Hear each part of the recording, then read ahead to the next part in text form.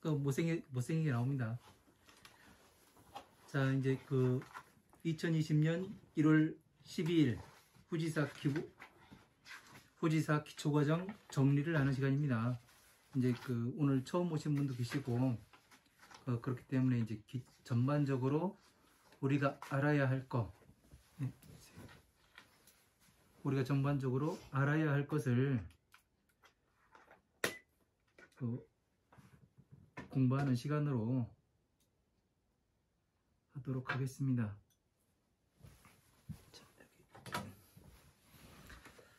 그래서 이제 이 후지사에서는 어떤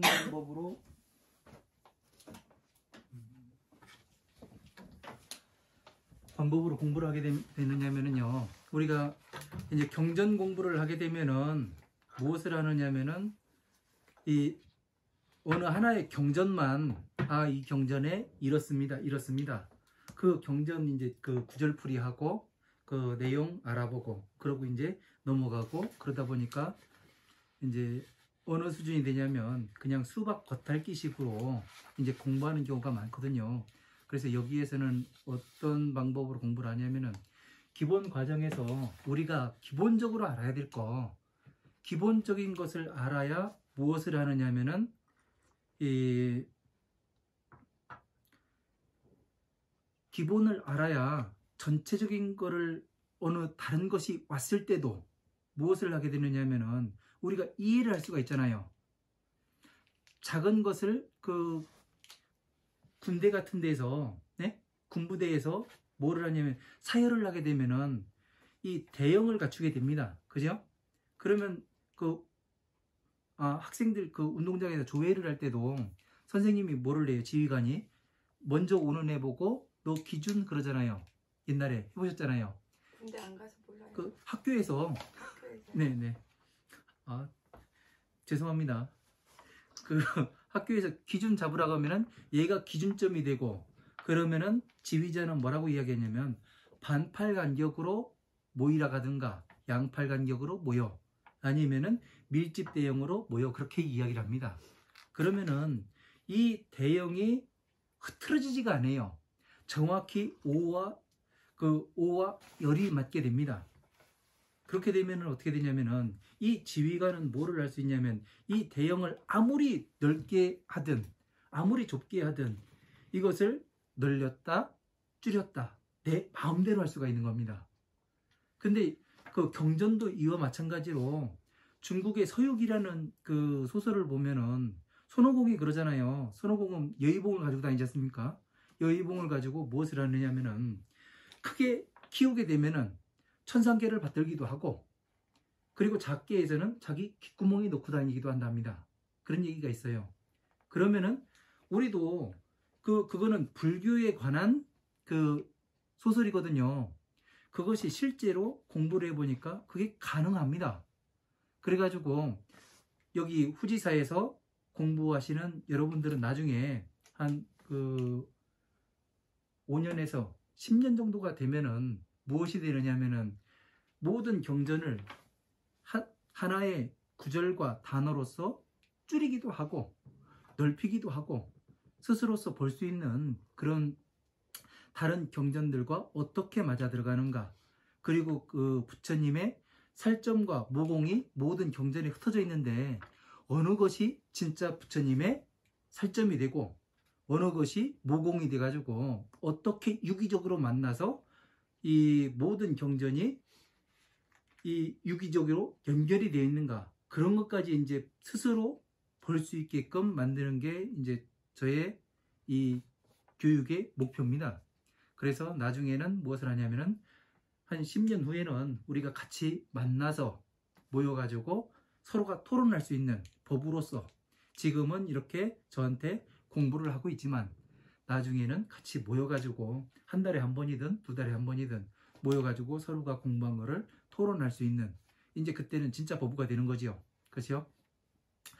그래서 이제 오늘 이 시간에는 2020년 1월 12일 오늘 후지사 기초과정 정리에서는 무엇을 하냐면은 이 가장 중요한 부처님의 서원이 뭔가, 이건 누구나 알고 있는 것인데 사람들이 등한시합니다. 알고 있으면서도 등한시하는 거예요. 왜냐면은 이 부처님의 서원과 목적이 가장 중요한 겁니다. 이게 기준이에요.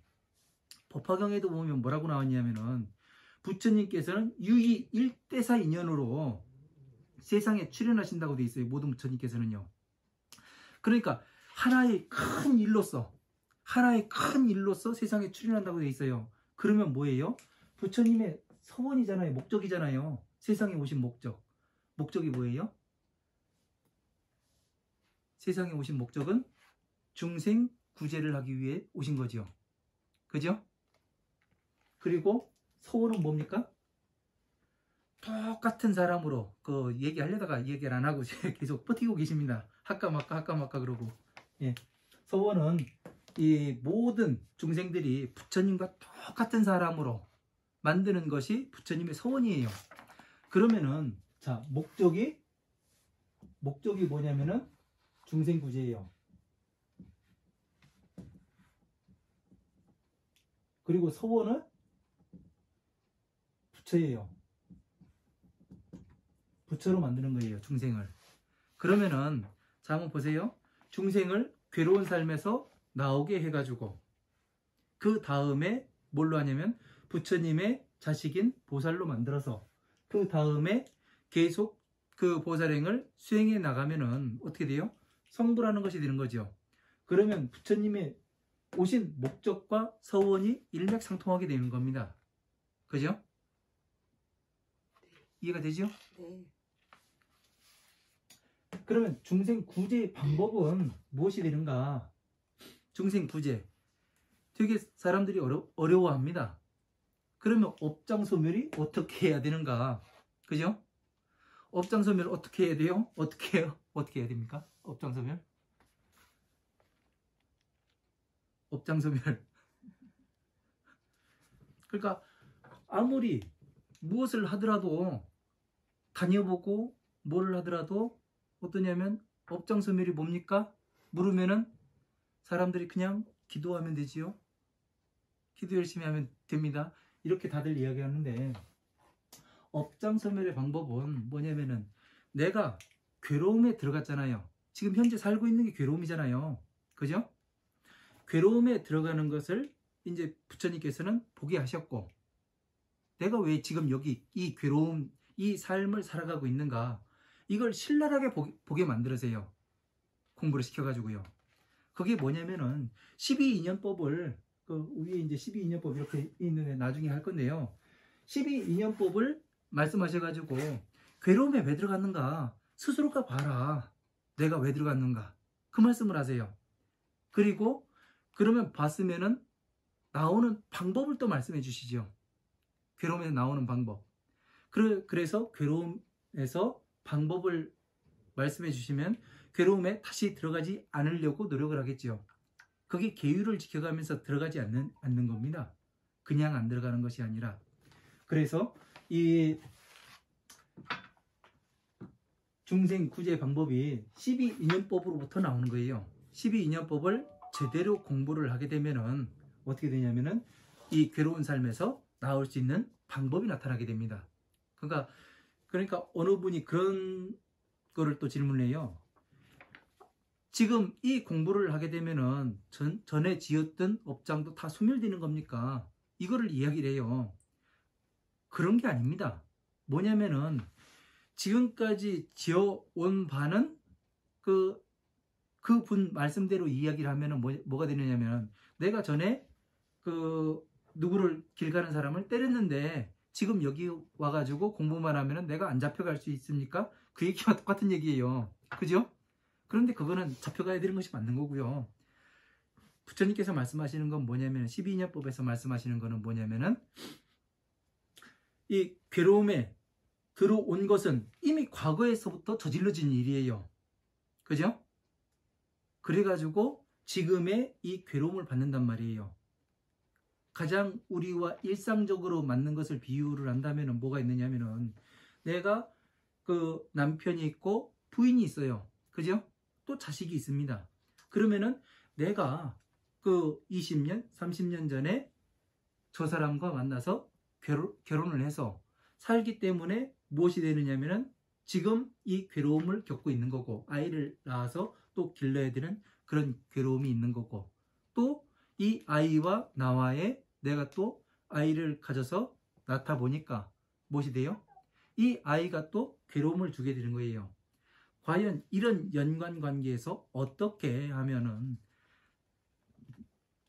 우리가 서로 잘 살아갈 것인가, 그거를 말씀하시는 것이 부처님의 법이 되고, 여기에서 나오게 되면은 그동안에 이제 그 지혜로운 사람들은 무엇을 하느냐면은 어느 순간에, 저부터도 그 되게 어리석은 사람이었습니다.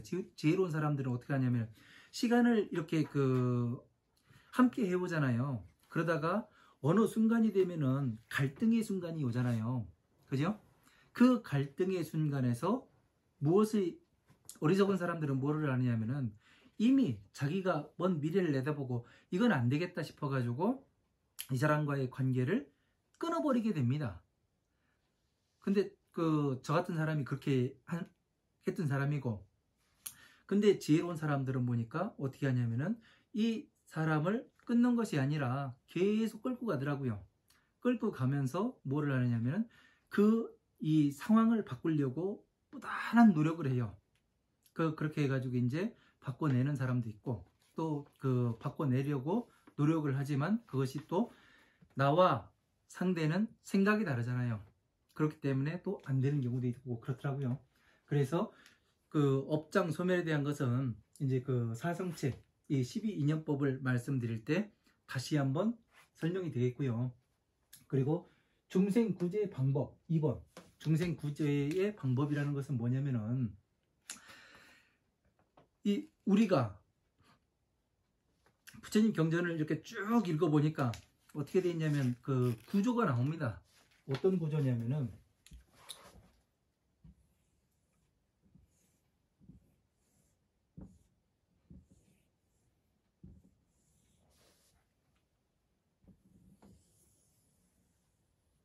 이러한 구조가 됩니다.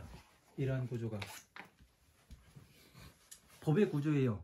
너무 간단하게 그랬죠. 이게 뭐냐면은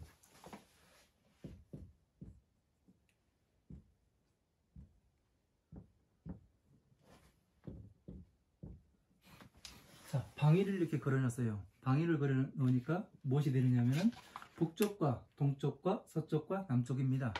그리고 안에는 원이 들어가 있고 밖에도 또 원이 들어가 있습니다. 이게 뭐냐면은 만다라를 아주 쉽게 그려놓은 겁니다. 만다라가 이제 여기에 밖에는 범으로서 되어 있습니다. 범으로서 되어 있고, 가운데는 누각, 이 큰 집이에요. 집으로 그려져 있습니다. 누각이 그려져 있어요. 그리고 여기는 사대문, 문으로 그려져 있어요. 만다라가 뭐예요? 만다라요? 네. 만다라를 다른 말로 하면은 이 만다라라고 이야기를 하니까 사람들이 이제 그냥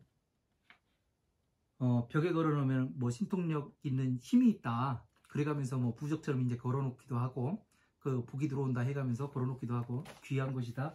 귀한 거 맞아요. 근데 이제 이 뜻을 알아야 되는데 사람들이 이 뜻을 모르고서 그냥 갖다 걸어놓습니다. 제가 이제 산속에서 7년 7개월간 공부를 했거든요. 전에 경전 강의를 조금 하다가 제가 무식해서 부처님 말씀과 모든 경전이 어떻게 유기적으로 이 연결이 되는지, 어떻게 보아야 하는지 이거를 잘 모르고서 그냥 배운 대로 강의를 하다 보니까 뭔가 서로가 안 맞아가요. 그래서 이제 궁핍한 삶으로 산에 들어가서 움막 짓고 7년 7개월간 살다가 백화산에서 살다가 이제 제가 무엇을 했느냐면은 다른 경전들을 많이 보게 됐습니다.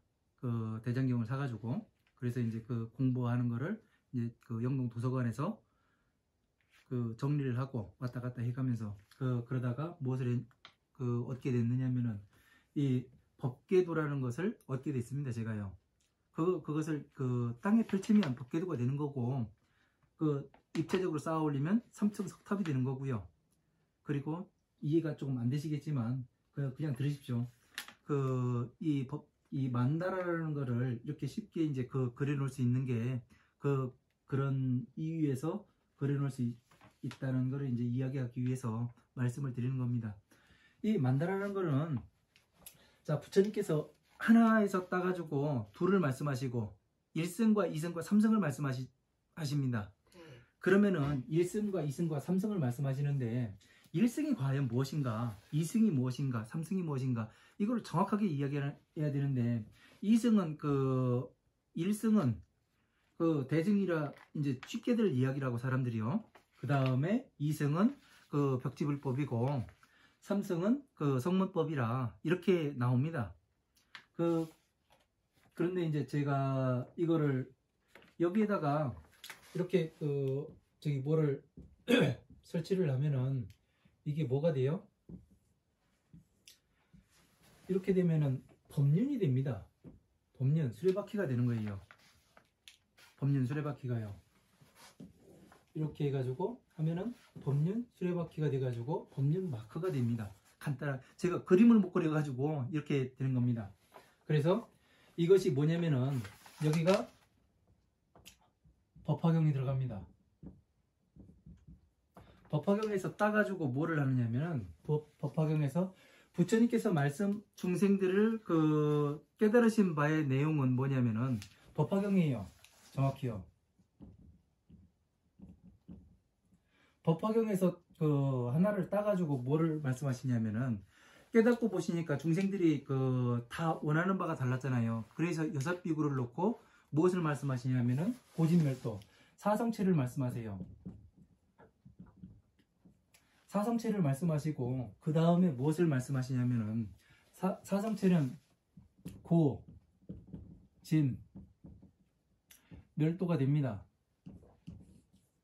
이 사성체를 말씀하시는데, 이 괴로움이 모인 것을 멸하려면 도를 닦아라, 이제 이렇게들 봅니다. 맞는 말이기도 하고 또 약간 이제 다른 말이기도 하고 그렇습니다. 틀린 말은 아닙니다.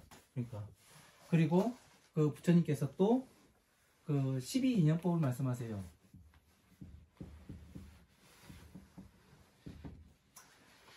이제 벽지불이 뭐를 하느냐면 12인연법을 깨달은 사람을 벽지불이라고 이야기를 합니다. 그러니까 12인연법은 뭐냐면은, 자 보세요. 법화경에 따가지고 집, 멸, 도가 됩니다. 왜 이렇게 동쪽을 고라고 이야기하고 서쪽을 집이라고 이야기하고 남쪽을 멸이라고 이야기하고 북쪽을 또 도라고 이야기를 하느냐면은, 부처님께서 처음에 정반왕의 태자로 태어나가지고 사유관문을 합니다. 예? 사유관문을 하는데 동쪽으로도 나가보게 하고 서쪽으로 나가고 남쪽으로 나가고 북쪽으로도 나가보게 해요. 근데 정반왕이 뭐를 해요? 모든 지저분한 거 싹 치우잖아요. 좋은 것만 보게. 왜? 너무 집에 앉아가지고 공부만 하니까 얘를 다른 쪽으로 시선을 돌려야 되겠다. 그래가지고 정반왕에 다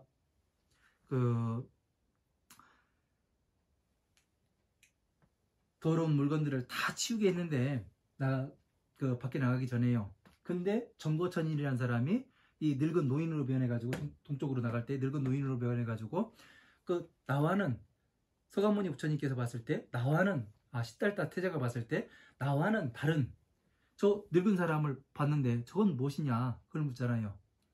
그리고 남쪽으로 가서는 뭐를 봐요? 이 병든 노인을 또 봐요.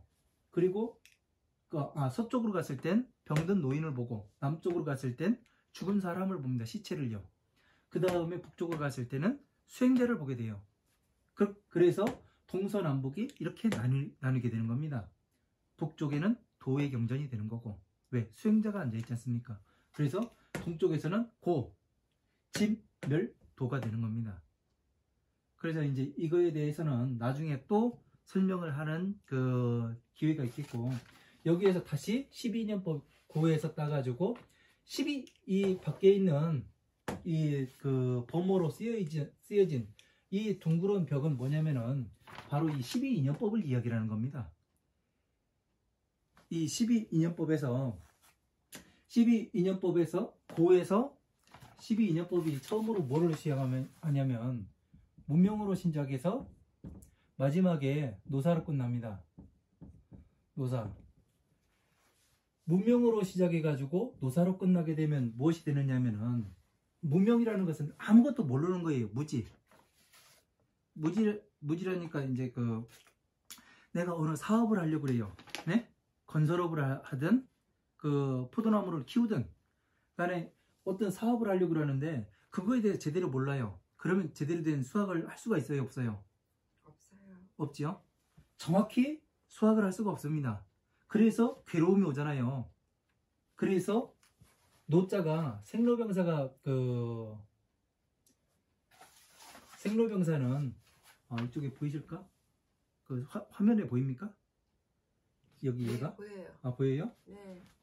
여기 보면은 그 생로병사가 있는데요. 여기 그 살생, 늙을로, 아플병, 죽을사 이렇게 돼 있고, 여기는 그 살생, 고달플로, 근심할병, 위태할사 이렇게 돼 있는데, 이건 성인의 생로병사, 나서 늙고 병들고 죽고 해서 나가는 거는 성인이 됐을 때 나가는 거고요.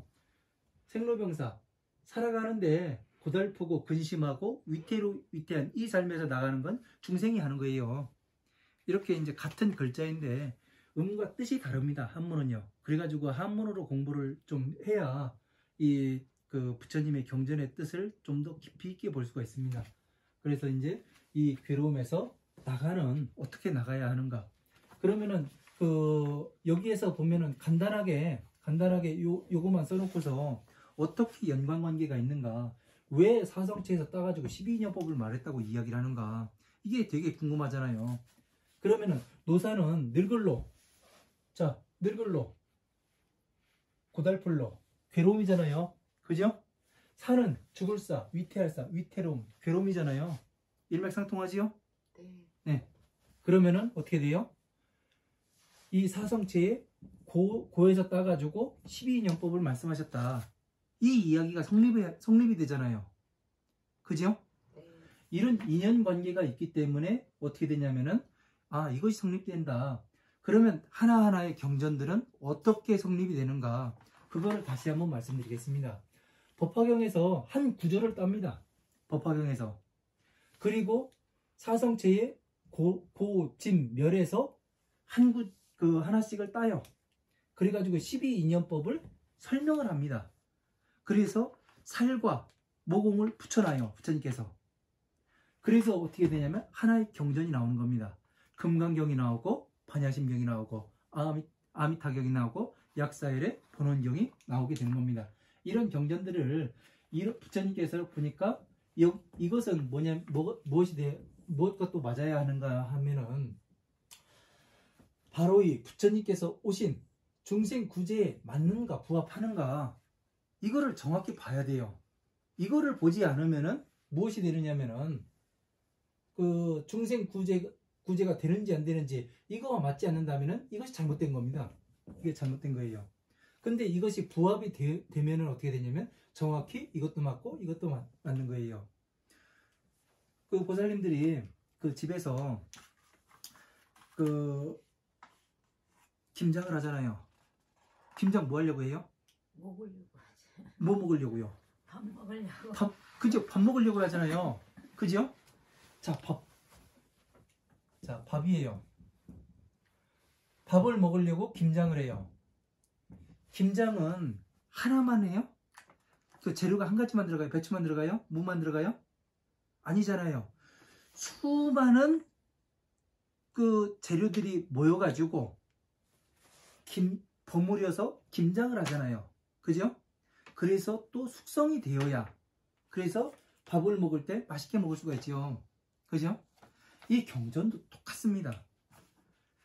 이 밥은 뭐냐면은 중생구제가 되는 것이고, 이 김장은 김장, 장자 써줘야지. 김장은 뭐냐면 이 경전이 되는 겁니다. 그러면 밥만 먹기도 그렇고, 그죠? 하나만. 반찬만 먹기도 그래요. 근데 두 가지를 같이 먹으면 어떻게 돼요? 맛있게 먹을 수가 있어요. 건강해지고. 그죠? 이게 부처님의 법입니다. 똑같아요. 다르지가 않아요. 그래서 이러한 것들을 잘 이해했을 때 어떻게 되냐면 부처님의 경전을 제대로 볼 수가 있게 됩니다.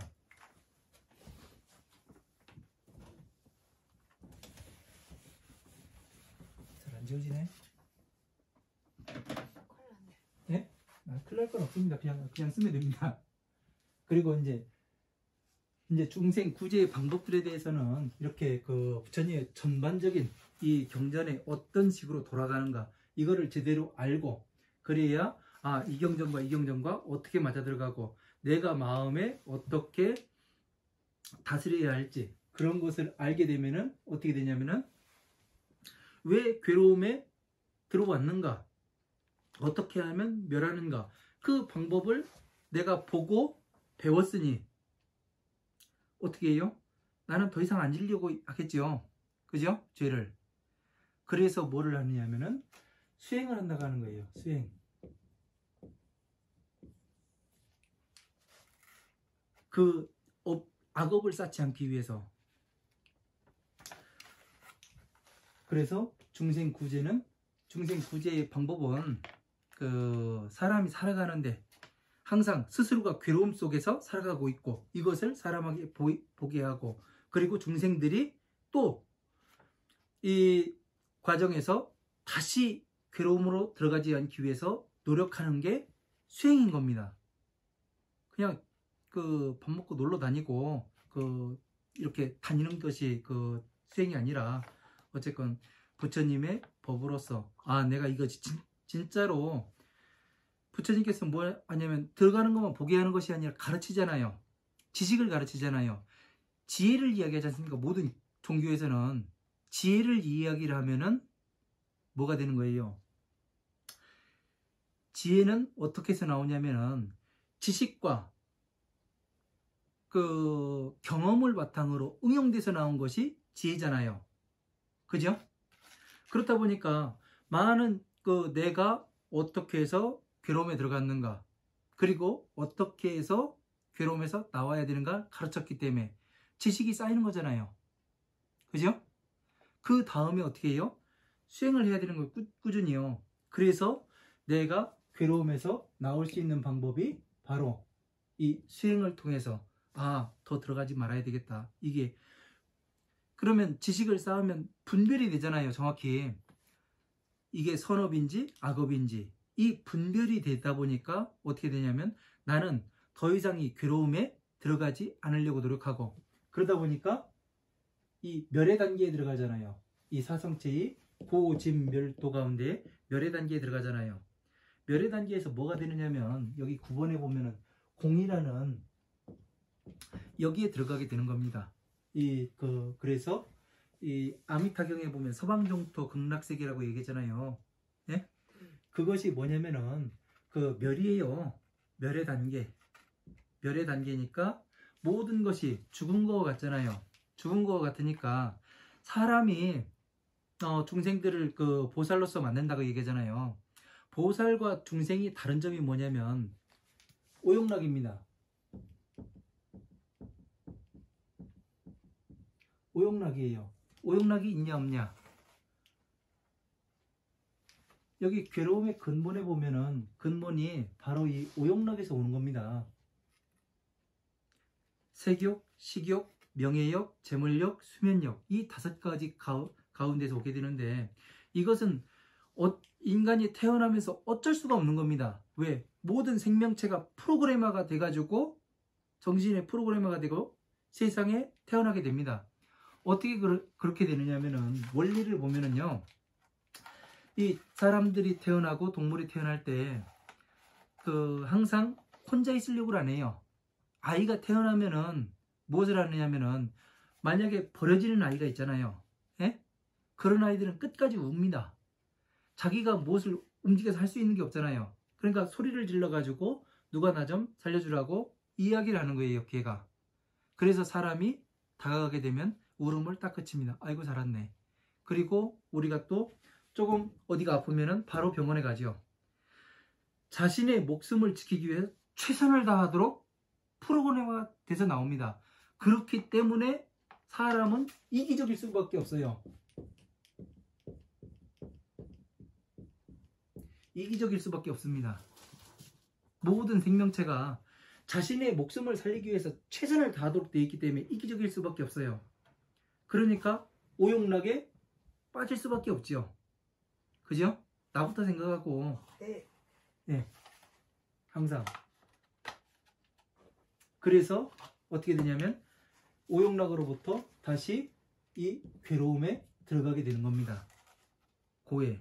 그래서 부처님께서 항상 오용락을 멸해야 된다. 탐진치 삼독을 멸해야 된다. 말씀하시는 것이 바로 이 근본적인 괴로움의 근본이 되기 때문에 이 오용락을 멸해야 된다고 말씀을 하시는 겁니다. 그래서 이 지금 중생 구제의 방법에서 지금 계속해서 이제 밑에까지 다 연결이 되게 돼 있습니다. 자연스럽게. 왜냐면은 이것이 연결이 되지 않으면은 이 중생 구제라는 이것과 상통할 수가 없어요. 전부 다 연결이 되어야 됩니다. 그래서 이제 그 다음에 사랑의 근본. 사랑의 근본이 뭐예요? 사랑의 근본이 뭡니까? 황당하지요? 자, 사랑이 남녀 간의 사랑이 있고 부부 간의 사랑이 있고 부모 자식 간의 사랑이 있고, 그죠? 사회적인 어떤 사랑이 있다고 이야기를 하는데, 사람들이 이제 이 사랑의 근본이 뭔가, 젊은 아이들이 만나가지고 노는 것이 사랑인가? 무엇이 사랑인가? 이거를 깊이 한번 생각을 해봐야 되는데, 대충 그냥 사랑합니다.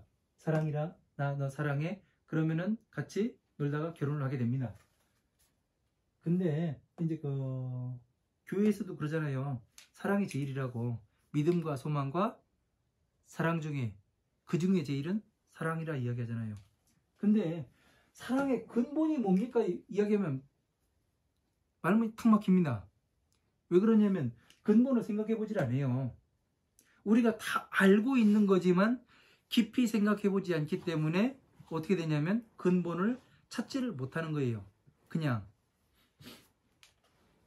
자, 사랑의 근본과 행복의 근본과 소통한 삶의 근본이 같다, 성공한 삶의 근본이 같다고 이야기가 되면은 좀 더 쉬워지는가요? 네. 그러면 사랑의 근본이 머릿속에 안 떠오른다면은 내가 언제 가장 행복했었던가, 이거를 생각해 보면 되잖아요. 내가 밥을 먹을 때 행복하다고 하기도 하고, 그죠? 내가 어느 일을 성취했을 때 행복하다고 이야기도 하고, 그 남편이 내 말을 잘 들을 때 그때 또 행복하다고 이야기하기도 해요. 그리고 사회적으로 이렇게 돌아가는 게 내가 선택했던 거와 딱 맞아 들어갈 때 그때 또 행복하다고 이야기를 합니다. 그죠?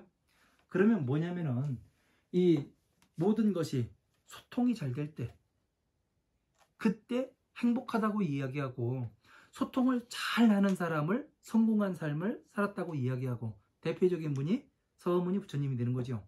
그리고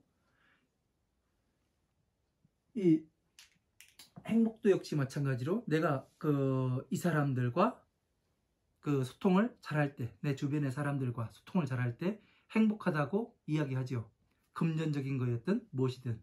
그래서 옛말에 그런 얘기가 있잖아요. 부부 일심동체고 이심전심이라, 이런 얘기가 있잖아요. 부부 일심동체라는 얘기는 뭐냐면은 한 몸과 같이 움직인다는 거예요. 그만큼 소통이 잘 된다는 얘기죠. 눈빛만 봐도 얘가 오늘 술 먹고 왔는지, 아니면은 오늘 열심히 아이고 이랬구나, 마음이 많이 아팠겠구나, 힘들겠구나, 이런 거를 잘 캐치해낼 수 있는 게 소통이잖아요. 그죠? 그래서 옛말에 또 보면은 며느리가 들어오니까 집안이 일어났다, 며느리가 들어오니까 집안이 망했다, 자식이 태어나니까 뭐 집안이 땅도 사고 집도 사고 뭐를 하고 그런 얘기가 있잖아요. 또 망했다는 집도 있고. 이게 그냥 오는 것이 아니라 소통이 잘 되는 그것에 의해 가지고 흥망이 이루어지기도 합니다. 그래서 사랑의 근본은 얼마나 잘 소통하는가, 소통을 잘 하는 사람을 그 사랑이라고 이야기합니다. 그러니까 사랑을 하기 위해서는 무엇이 필요해요? 소통. 그러니까 소통을 하기 위해서 뭐가 필요해요? 그럼요. 소통을 잘 하기 위해서는 뭐가 필요해요? 사랑. 자, 소통을 잘 하기 위해서는요, 뭐가 필요하냐면 지혜가 있어야 됩니다. 소통을 잘 하기 위해서는 지혜가 있어야 되는데, 이 지혜는 무엇으로부터 나온다고 했어요? 아까? 지혜는 무엇을 해야? 지식과 지혜가 경험이죠. 경험을 바탕으로 응용돼서 나오는 것이 지혜라 말씀드렸잖아요. 그죠? 그러니까 이 지식과 경험이 많은 사람이 소통을 잘하는 거고 사랑을 잘하는 거예요. 그죠? 그래야 어떻게 되냐면 사랑의 근본은, 자, 소통이 잘 되니까 믿음이 가지요.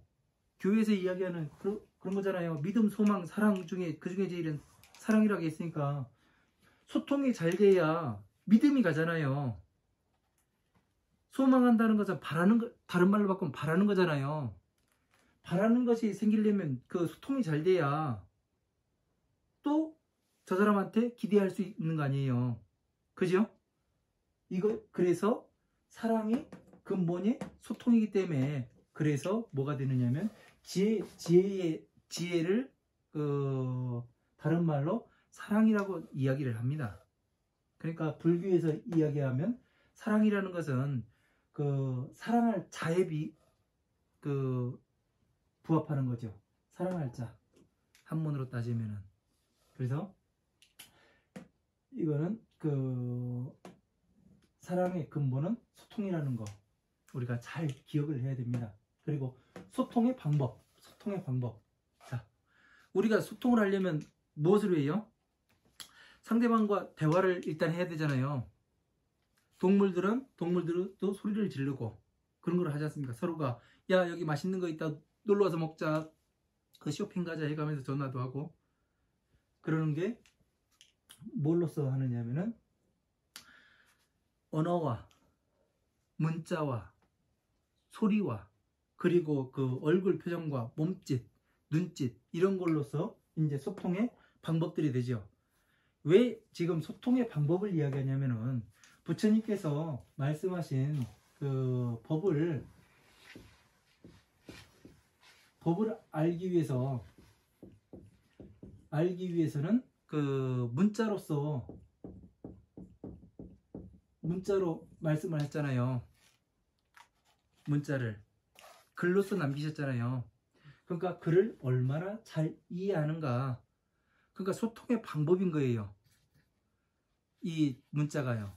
그래서 이제 그 경전이 팔만대장경이라고 이렇게 나오기도 하고, 뭐 중국의 신수대장경도 있고, 그렇게 많은 그 말씀을 하셔가지고 중생들과 후대의 중생들과 그 소통을 잘 하시기 위해서 이렇게 말씀하셨고, 그러니까 법신은 그러면 뭐가 돼요? 우리가 법신 하잖아요. 육신이 있고 법신이 있고, 그럼 모든 경전들이 법신이 되는 거 아니에요. 그러니까 모든 경전에 설점과 모공이 흩어놓았다, 이 이야기가 합당하게 되는 겁니다. 그리고 다음으로 5번째, 복과 덕이란, 이제 아주 재밌는 게 나왔습니다. 우리가 절에 가서 복을 빌려 간다 그래요. 그죠? 자, 그러면 복덕을 받으라고 이야기를 하는데, 이게 되게 힘든 이야기입니다. 복이 뭔지, 덕이 뭔지, 복덕이 뭡니까 물어보면은 글쎄 좀 사람들이 당황을 합니다. 왜 당황을 하게 되느냐면은 무엇이 복이 되며 무엇이 덕이 되는가, 이거에 대해서 생각을 안 해봅니다. 깊이 많은 것을 넓고 깊이 알아야 뭐가 되느냐면 어느 하나의 그 부처님 말씀을 그 이해를 할 수가 있는데 그냥 종교에서 맹목적으로 믿음만 강조하다 보니까 이런 것들을 등한시하게 됩니다. 이런 것들은 우리가 자세하게 알고 가야 됩니다. 그러니까 이 소통의 방법 중에 문자가 있었죠. 말이 있었죠. 네. 그러면은 자, 복은 우리가 복이라는 것을 그냥 어원상으로 그 불교고 종교고 다 떠나가지고 그냥 우리가 쉽게 하는 말로 복을 그 며칠 안 있으면 이제 그 25일 날 되면 이제 설날인데 그 설날에 자식들이 와가지고 세배를 합니다. 그럼 뭐라 그래요? 복 받아라. 그죠? 복 받으라 그러죠. 받아라. 그리고 복을 뭐라 그래요? 그것도 몰라요. 복을 지라고도 합니다. 쌓아라. 네. 그리고 덕을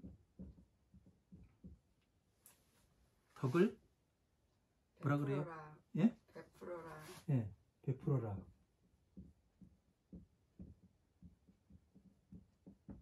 그리고 또 하나 덕을 쌓아라. 쌓아야죠.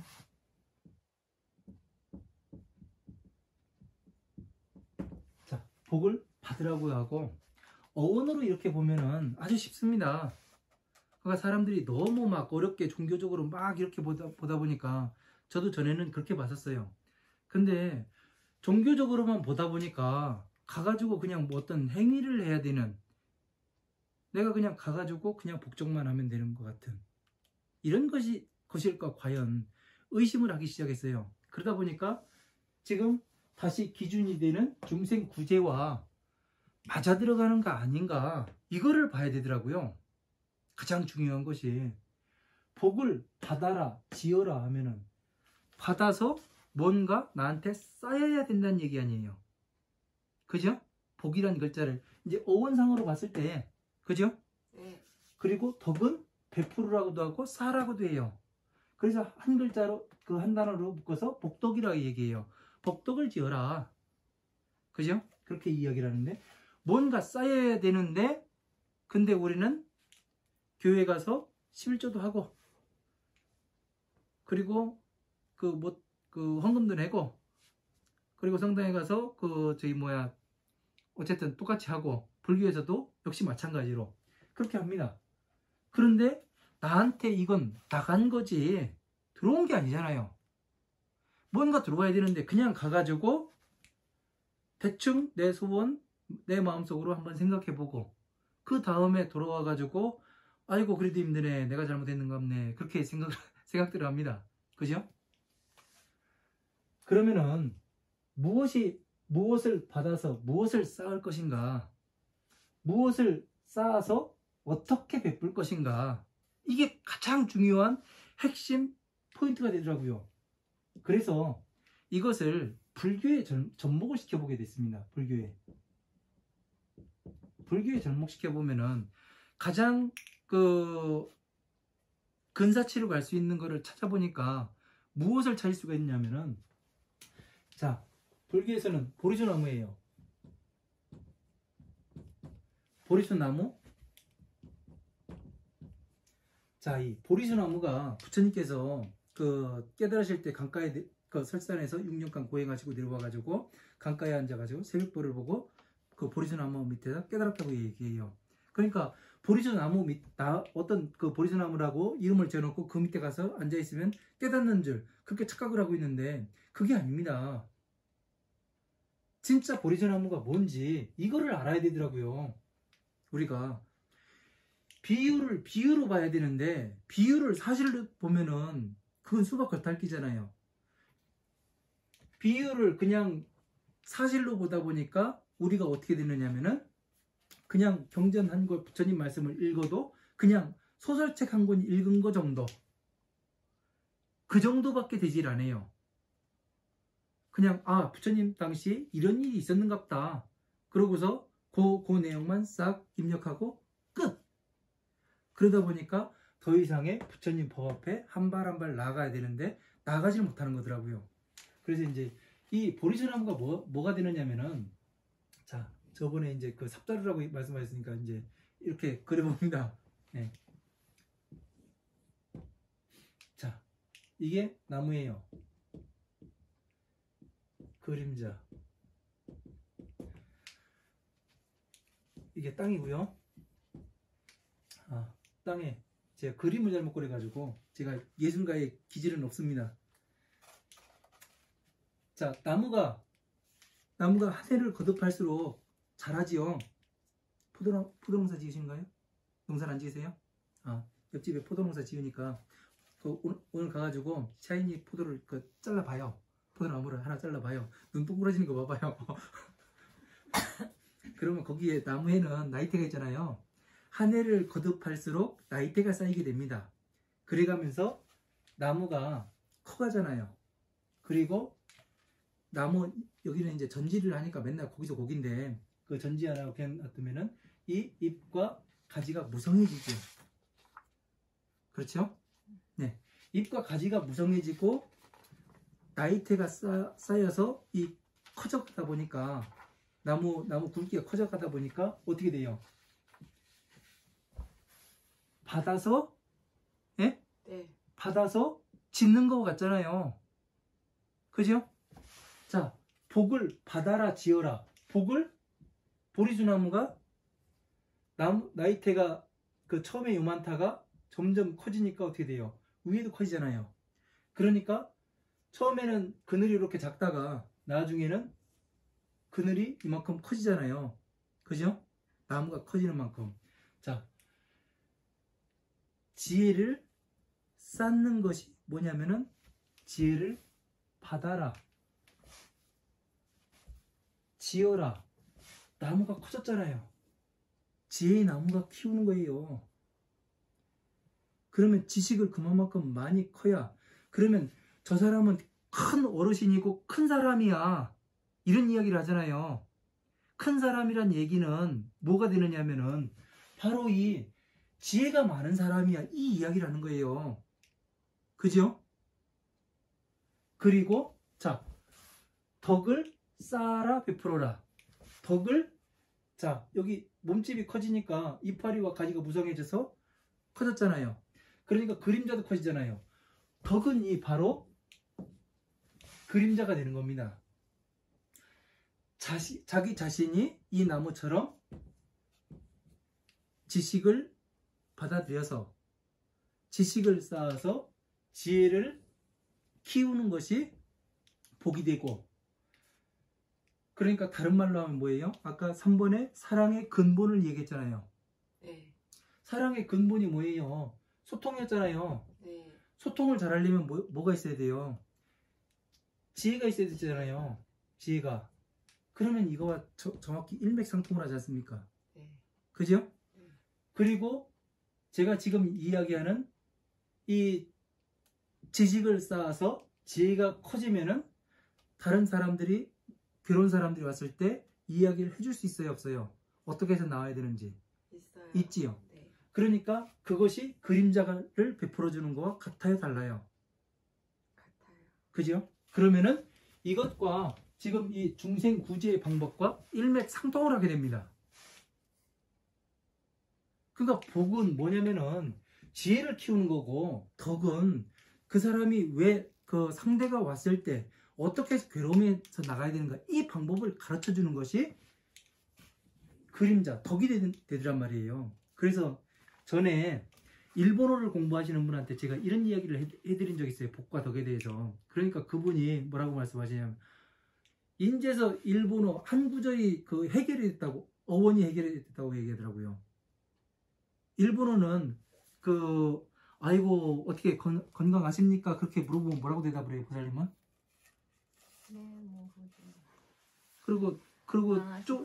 조금 더 뭐 하면은 덕분에 잘 지내고 있습니다, 그렇게 이야기를 하죠. 그러니까 우리나라는 덕분에라고 이야기를 하는데 일본어는 그런답니다. 당신의 그림자입니다, 이렇게 대답을 한대요.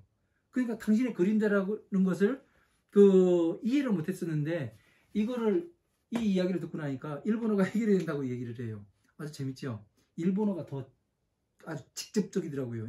이런 부분에 대해서는. 그래서 이제 이거와 그러면은 여기가 지혜라고 나무가 지혜라고 했잖아요. 그죠?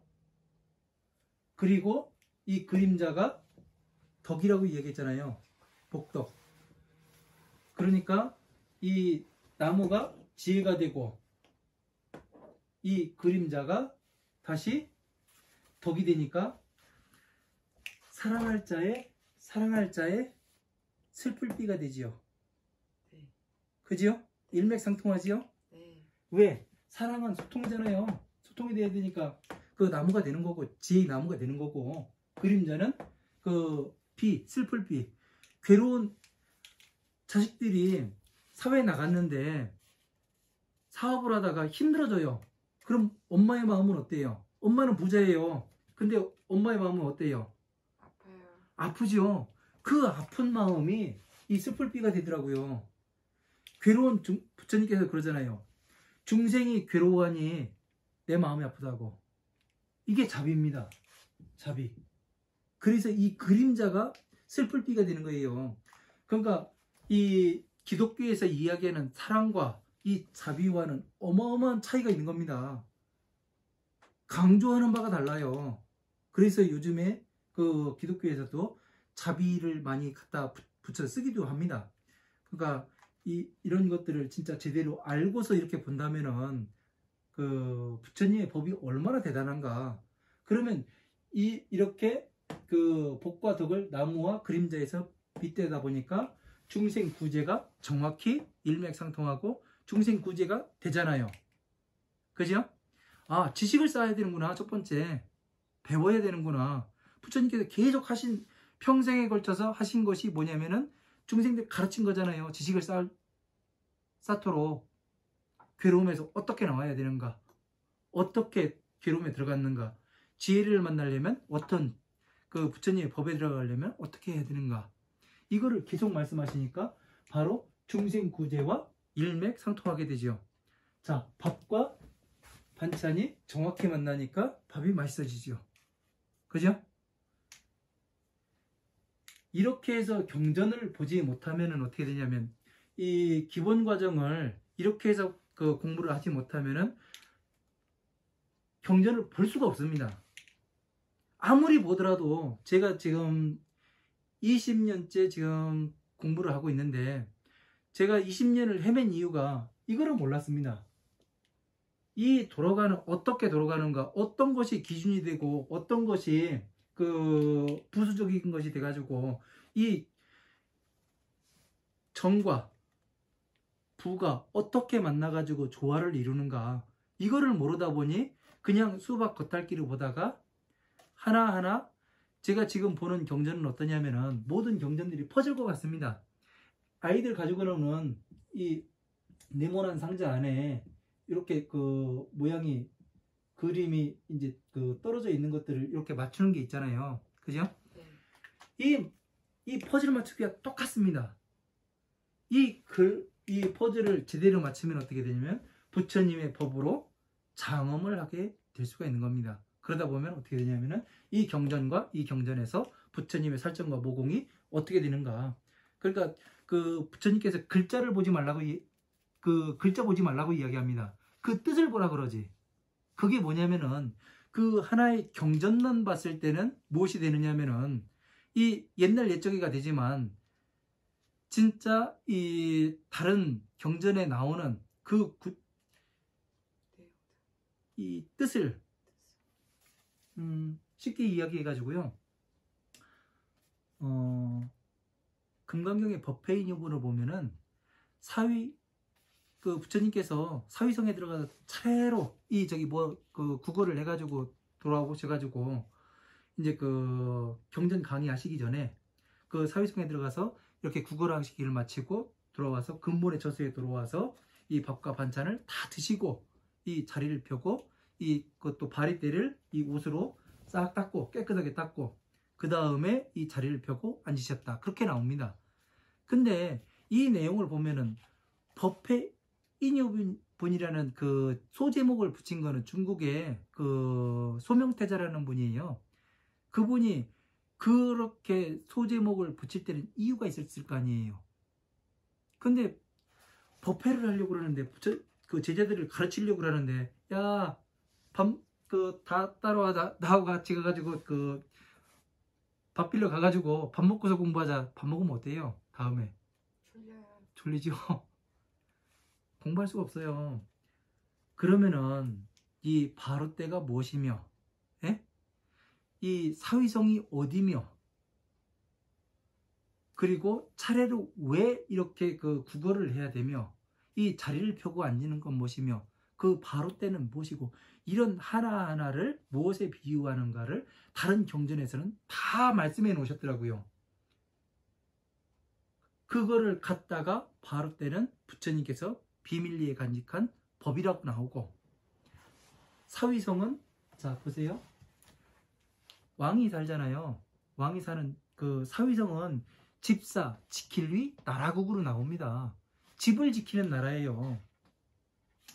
만다라가 있지 않습니까? 만다라라고 말씀드렸잖아요, 아까요. 네. 그죠? 자, 여기가 집이라고 제가 여기 써놨어요. 가운데를, 원을. 네. 그리고 사대문이라고 말씀드렸고, 그 다음에 이 밖에 이렇게 둥그렇게 해놨습니다. 이게 뭐냐면은 그 바로 그 사위국, 기수국, 고도권입니다. 이 만다라를 설명하는 것을 모르기 때문에 지금 그 사람들이 뭐라고 이야기하냐면 기원정사로 하자. 그래가지고 기원정사로 이야기 많이 하는데 여기에 그 부합을 시켜보면 정확히 맞아 들어갑니다. 모든 것이 다 풀려버려요. 그러니까 자, 사위국, 집을 지키는 나라, 기수국, 고도권.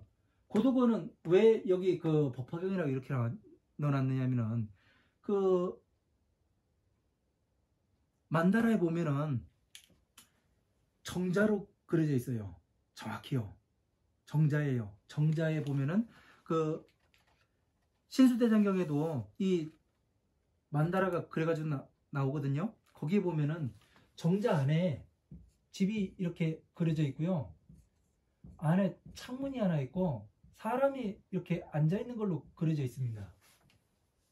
혼자요. 고도권. 누구와 같이 들어갈 수 있는 데가 아니잖아요. 지혜라는 것이요. 내 생각하는 것이. 부처가 내가 지혜를 쌓아가지고 부처가 되는 내 남편도 같이 되는 거 아니잖아요. 세트로 따라오는 거 아니잖아요. 내가 되는 거지. 그죠? 네. 그래서 나 혼자밖에 들어갈 수 없기 때문에 고도권이에요. 홀로고 동산원. 그래서 무엇이 되느냐면은 사위국, 화엄한 방등 반야의 경전이 되는 겁니다.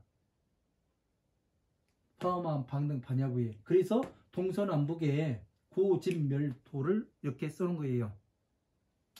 그래서 여기에서 부처님께서 따가지고 동쪽으로 나가고 남쪽으로 나가고 그 서쪽으로 나가고 북쪽으로 나갈 수 있는 사유관문이 이래서 하는 거예요. 그래서 부처님의 근본의 경전인 법화경에서 무엇을 하냐면 법회를 인유를 했다고 했잖아요.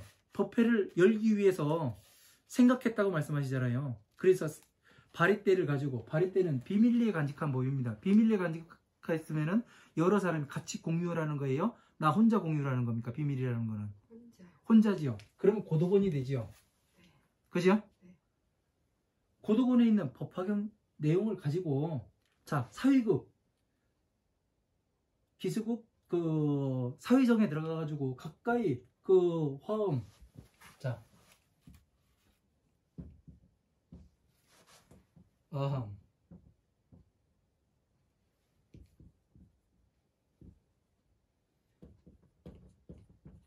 자, 화엄한 방등 반야부의 경전이 됩니다. 화엄한 방등 반야부의 경전에 들어가가지고 내가 바리떼는 그 법화경이라고 말씀하셨잖아요. 여기서 한 구절을 따가지고 사성 제2고에서 딸 집에서 딸지 해서 나머지 경전을 만드는 겁니다. 그러니까 이 경전 법화경과 어떻게 연관지어서 이야기할 것인가, 이것을 생각하시겠죠. 처음에 말씀하신 것과 두 번째 말씀하신 것과 세 번째 내가 무엇을 말할지 그거를 생각해야 되잖아요. 그래서 차례로 내가 과거에 무엇을 말했고 내가 지금 무엇을 이야기하려고 그러고 내가 어떻게 다음 거를 설명할지 이거에 대해서 생각하시는 것이 뭐예요? 삼매에 들어가는 거잖아요. 삼매.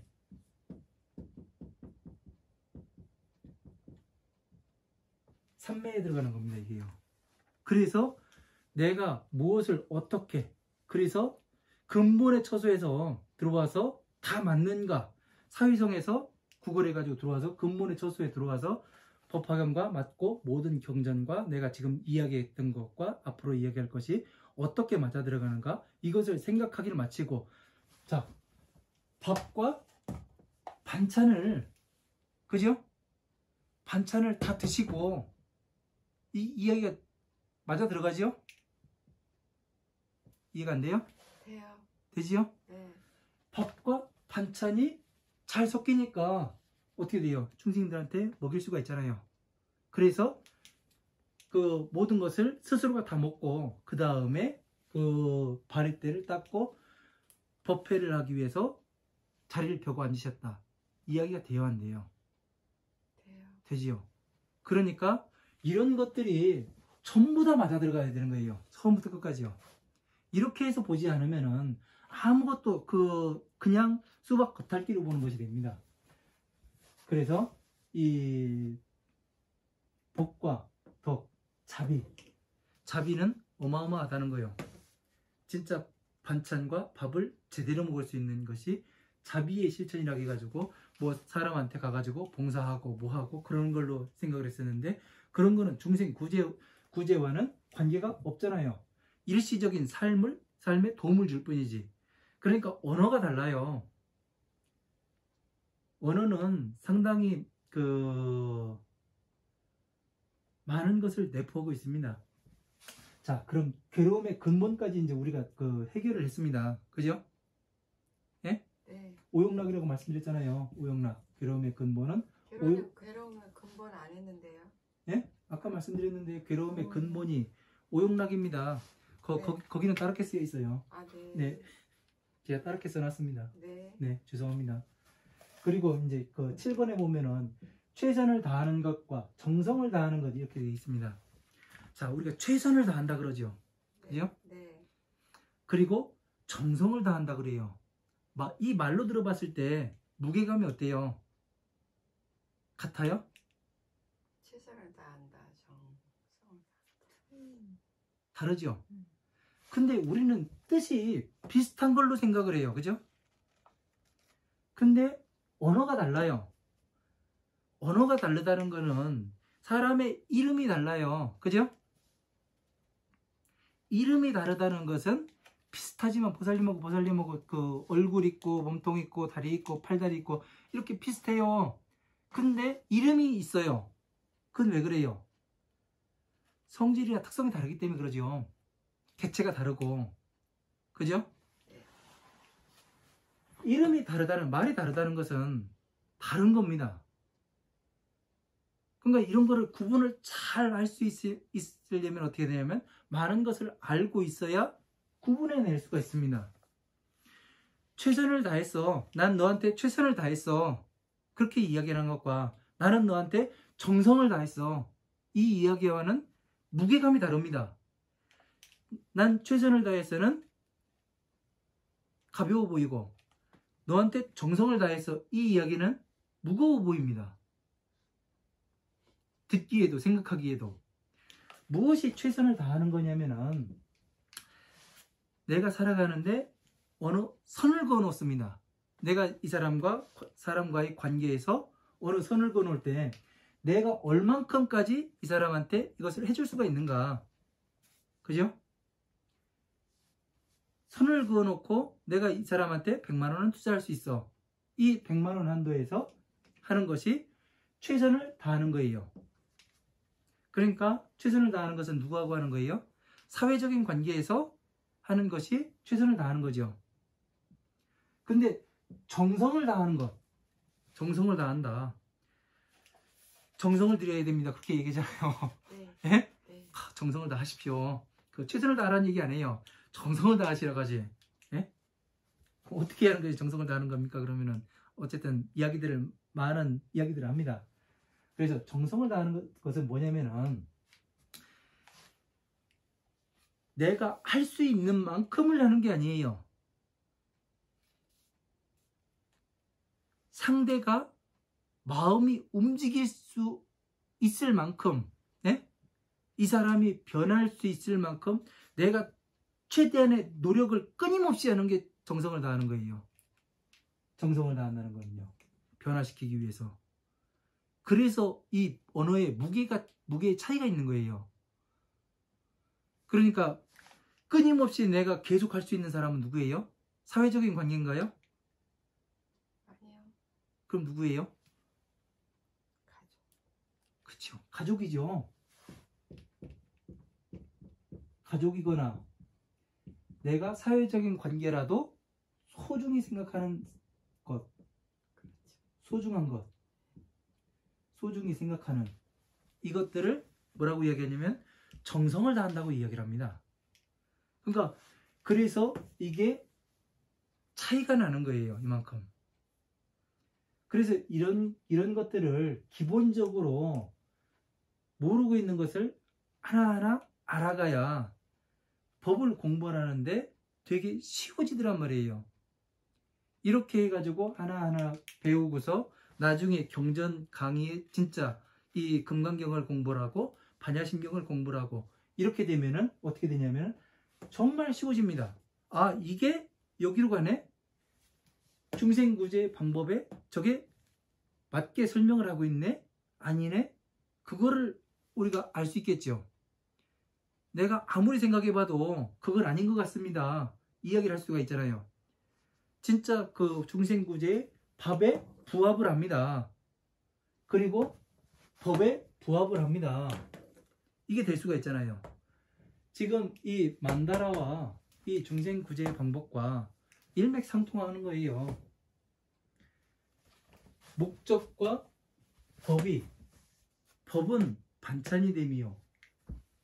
목적은 중생구제는 밥이 되는 겁니다. 그렇다고 해가지고 밥이 더 낫습니까? 반찬이 더 낫습니까? 이걸 묻는다면 이야기를 할 수가 없는 거죠. 왜? 하나만 가지고서 무엇이 해결이 되질 않잖아요. 영양 성분도 그렇고. 그죠? 밥 없이 반찬만 먹으면 짤 거고. 그죠? 반찬 없이 밥만 먹으면 뭔가 그 밥이 안 넘어가고. 그래서 같이 목적과 서원이 이렇게 인맥상통하듯이 법과도 이 만다라와도 모든 법과 일맥상통해야 됩니다. 이것을 주안점으로 나중에 경전 강의를 할 때 이 만다라의 이 그림과 그리고 중생구제 방법과 부처님의 서원과 이것이 일맥상통하는가 아닌가를 계속해 가지고 제가 아마 그 경전 강의 끝날 때까지 아마 이거를 보여드릴 겁니다. 이게 맞습니까? 안 맞습니까? 해가면서요. 부처님의 서원과 부처님께서 오신 목적과 부합합니까? 안 합니까? 그리고 만다라에 부합합니까? 안 합니까? 이걸 계속 물어볼 거예요. 왜냐하면 쇠뇌하듯이 물어봅니다. 왜? 불교의 핵심은 중생구제예요. 그렇기 때문에 여기에 부합하지 않으면은 뭐 어느 것도 어느 법도 볼 수가 없고 또 이 만다라와 지금 그 반야심경을 가지고 계시지만 그 반야심경의 내용과 이 만다라 내용과 그 부합하지 않게 설명을 한다면은 그건 문제가 있는 겁니다. 그래서 제가 경전 강의를 언제 끝낼지 모르겠지만 어쨌든 끝날 때까지 이것과 이거가 일맥상통하게 이야기를 하게 될 겁니다. 그리고 이제 8번에 보면은 경전 속에 남자와 여자. 이제 불교에서는 여자를 되게 천한 존재로 봅니다. 애욕이 많은 게 저기 뭐랍니다. 여자. 예. 그 죄값이랍니다. 그래서 이제 여자를 되게 천한 존재로 보고 남자를 또 수상한 존재로 보기도 해요. 남자를 다른 말로 하면은 비구라고도 이야기하고 여자를 다른 말로 하면 비구니. 왜 비구 남자 스님을 비구라고 얘기하죠? 혼자 사는 스님, 그리고 비구니. 그러면 성별을 따지면 남자이고 여자입니다. 자, 경전에서 남자 여자 이렇게 보니까 형평성에 맞지가 않습니다. 제가 봤을 때는요. 왜냐면은 애욕, 이 애욕을 다른 말로 바꾸면은 애욕이 어디로 들어가요? 이 오용락에 들어가죠. 네. 그죠? 네. 이렇게 보질 않습니다. 사람들이요. 연관지어서 봐야 되는데 연관지어서 보지 않다 보니까 여자는 애욕이 많아. 그렇게 여기까지만 딱 생각해가지고 우리가 기억 구조가 사람들이 생각을 안 해봅니다.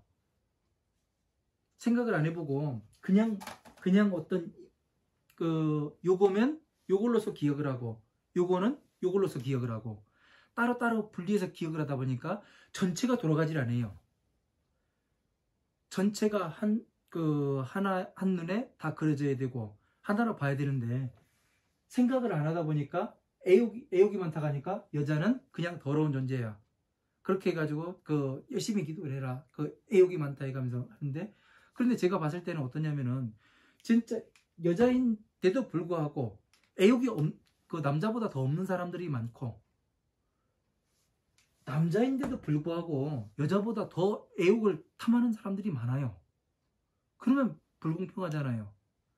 부처님은 모든 중생들은 평등하게 보신다고 말씀하셨는데, 그러면 그 말씀에 부합하지 않잖아요. 네. 그죠? 네. 그러면은 무언가가 다른 것이 있다는 생각을 해봐야 됩니다. 다른 것이. 그 다른 것이 뭘까? 저는 어떻게 봤느냐면 부처님 경전에서 중생과 보살로 나누지 않습니까? 그죠? 네. 중생은 오용락이 존재하고, 그죠? 네. 보살은 오용락에서 나간 사람이에요. 이걸로서 딱 놓고 보니까 답이 딱 나네요. 남자, 여자는 무엇을 이야기하는 거냐면은 이 상징물입니다. 상징물. 이게 상징물이에요. 남녀. 이 사람들은 상징적인 존재예요. 상징.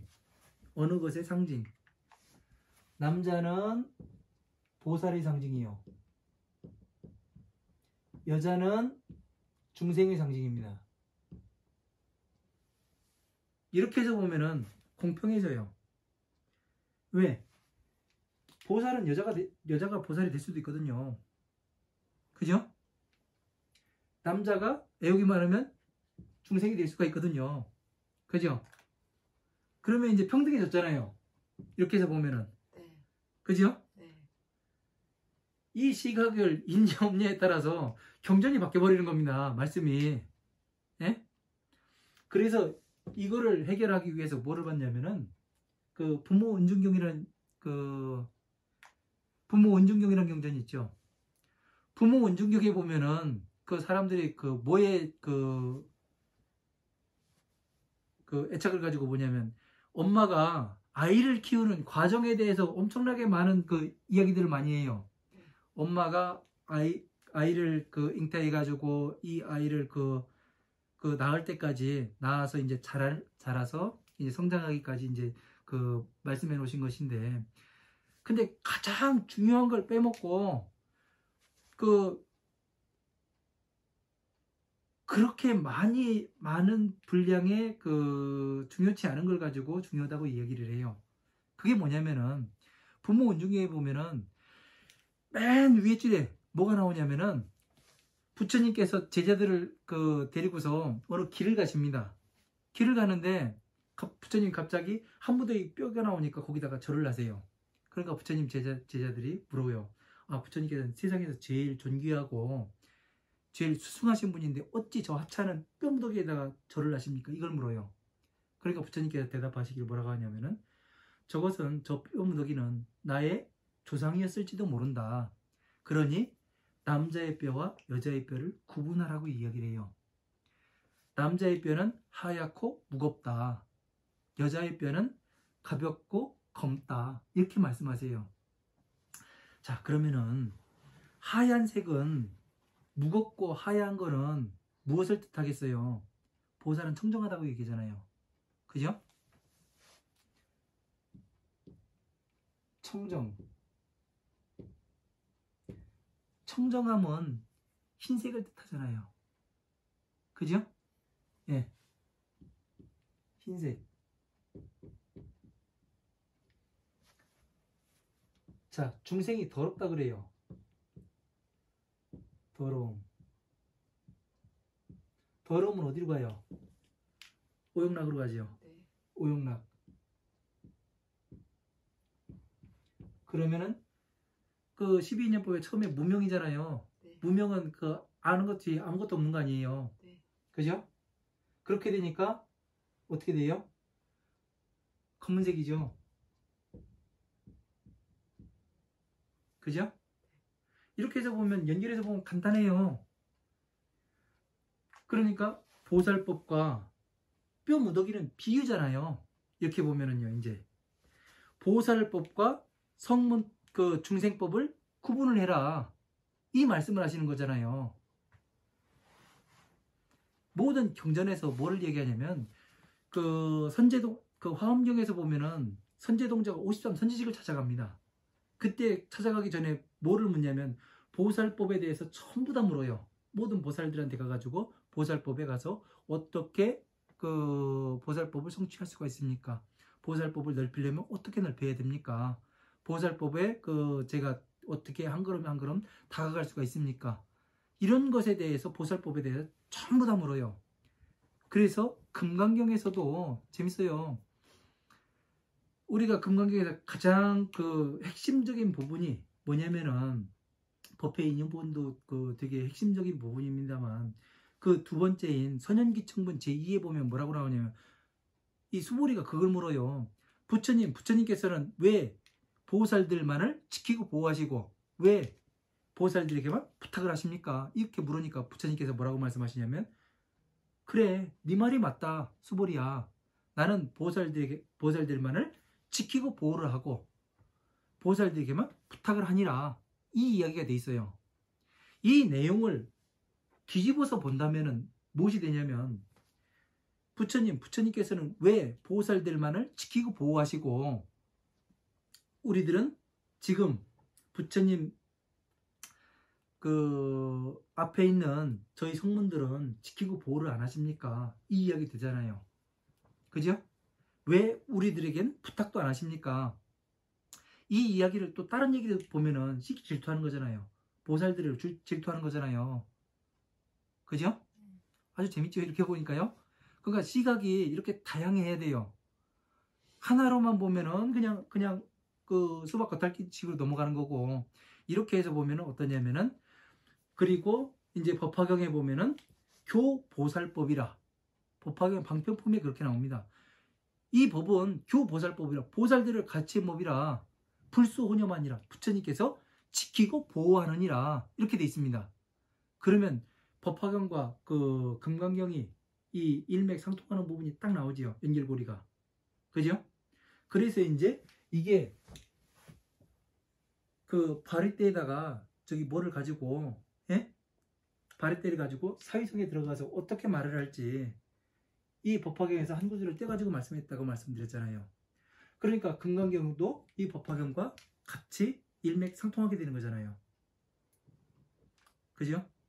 그렇다 보니까 어떻게 되냐면 한 구절을 띄운 게 바로 그거라는 것을 지금 확실하게 보여드렸고 그래서 이게 완전히 유기적으로 움직이게 됩니다. 모든 경전이요. 하나의 경전을 이야기를 하려면은 법화경까지 안 갈 수가 없는 거예요. 왜? 구절을 따가지고 얘기했기 때문에.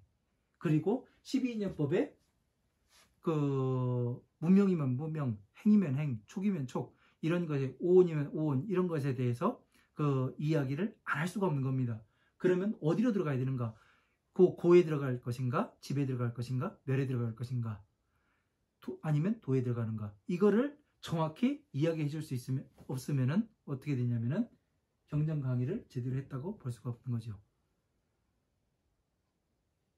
그러니까 전체적으로 이렇게 그 하나의 어느 것을 남자 여자를 이야기해도 전부 다 돌아가게끔 시스템이 그렇게 돼 있어요. 부처님의 경전 강의 시스템이요.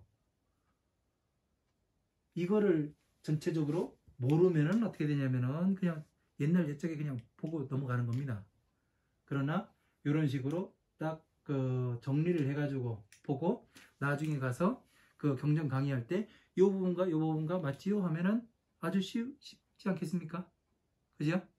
그러면은 경전에서 지금 이야기하고 있는 것이 내가 지금 전에 봤던 것과 지금 배워서 다시 보는 것과 그 뜻의 의미는 완전히 차원이 다르겠죠. 그죠? 그래서 이제 이런 것들을 제대로 이제 이 기본 과정 총 정리를 다음 시간에도 한번 할 겁니다. 한번 더 해야 이제 이 보살님이 한 10시간 공부를 하셨으니까 따라갈 수가 있게 됩니다. 그래서 오늘 강의는 여기까지 하고 공은 1시간이 남았으니까 다음 시간에 요즘 꺼주시면 감사하겠습니다. 네. 고생하셨습니다. 네.